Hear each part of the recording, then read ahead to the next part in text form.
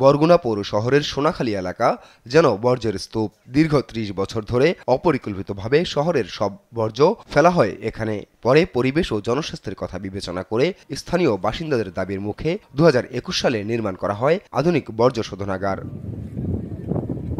তবে উদ্বোধনের ৩ বছর পেরিয়ে গেলেও এখনও শুরু হয়নি শোধনাগারটির কার্যক্রম। ফলে বিশাল এই বর্জ্যের ভাগাড় নিয়ে ভোগান্তি কমেনি স্কুলগামী শিক্ষার্থী সহ স্থানীয়দের। এখানে কাছাকাছি একটা স্কুল আছে, ছোট ছোট বাচ্চারা স্কুলে যায়, তাদের এই ময়লা পের হইয়ে তারপরে যাইতে হয়, তাতে তাদের খুব ক্ষতি হয়। এবং সবচেয়ে মারাত্মক আরেকটা বিষয় এটি হলো কাক, কুকুর, বিড়াল এগুলো খাইয়ে তারপরে আবার লোকালয় এগুলো ফিরে আসে, এর মাধ্যমে রোগবালাই ছড়ায়। এই জায়গায় ১০০ পরিবার আছে, তাদের প্রত্যেকেরই সমস্যা, শ্বাসকষ্ট, তারপরে আপনার গন্ধ, বিশৃঙ্খলা, তারপর মাছি, কোনো খাবারের কোনো সিকিউরিটি নেই। বাচ্চাদের অনেক অসুবিধা হয়, স্কুলে যাতায়াত করতে অসুবিধা হয়।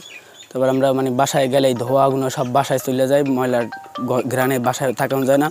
মুরব্বীরা শ্বাসকষ্টের সমস্যা হয়, ছোট বাচ্চাদের শ্বাসকষ্ট ধোঁয়ায় অসুবিধা হয়।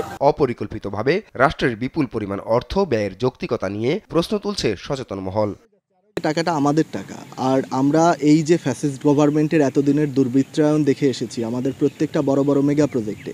আপনি বলতে পারেন আমাদের মতো একটা জেলায় ১৬ কোটি টাকা একটা মেগা প্রজেক্টের মতোই।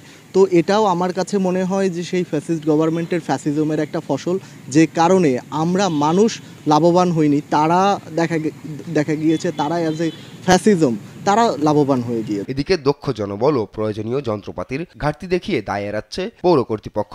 একই সঙ্গে দ্রুতই শোধনাগারটির কার্যক্রম চালুর আশ্বাস তাদের। আইস প্লান্ট নিয়ে যে কাজটা শুরু করতেছে সেখানে কিছু ত্রুটি আমরা আমাদের সার্ভের পরিপ্রেক্ষিতে এসছে। তার মধ্যে হচ্ছে ডাম্পিং স্টেশনে ফাঁকা ফাঁকা, যেখানে আলো বাতাস ঢুকে কিচেন ওয়েস্টটা পৌঁছতেছে না এবং চালনি নাই। এই কাজগুলো আমরা খুব দ্রুত সমাধান করব এবং আমাদের এই জিনিসগুলো পৌরসভার কর্তৃপক্ষকে জানানো হয়েছে। সলিড ওয়েস্ট ম্যানেজমেন্ট এবং অর্গানিক ইনঅর্গানিক সেপারেশন করা এবং রিসাইক্লেবল নন রিসাইক্লেবল জিনিসগুলোকে আলাদা করা, এর জন্য একটি প্রশিক্ষিত জনবলের প্রয়োজন রয়েছে। এই প্রশিক্ষিত জনবল বর্তমানে বরগুনা পৌরসভায় নেই। এই ধরনের প্রশিক্ষিত জনবল দরকার। পাশাপাশি হচ্ছে যে এই কিছু এই সলিড ওয়েস্ট ম্যানেজমেন্ট প্ল্যান্টটি যে সমস্ত ক্যাপাসিটিতে এই ধরনের ওয়েস্ট ম্যানেজমেন্ট করতে পারে, তার কিছু ক্যাপাসিটি চালানোর জন্য বিদ্যুতের প্রয়োজন হয়। আসলে এতটা বিদ্যুৎ সরবরাহ করার বা এতটা বিদ্যুৎ বিল পরিশোধ করার ক্ষেত্রেও আসলে আমাদের বরগুনা পৌরসভার সক্ষমতার অভাব আছে। তো আশা করি যেই ক্যাপাসিটিতে আমাদের লোকবল বা প্রয়োজনীয় জনবলের প্রয়োজন আছে অথবা অন্য ধরনের চাহিদার প্রয়োজন আছে, এগুলো ইনশাল্লাহ সমাধান হয়ে যাবে এবং ফুল ফাংশনিং করতে পারবো। এভাবে রাষ্ট্রের কোটি কোটি টাকার প্রকল্প চালু না হওয়ার পেছনে কারা দায়ী, এমন প্রশ্নই স্থানীয়দের।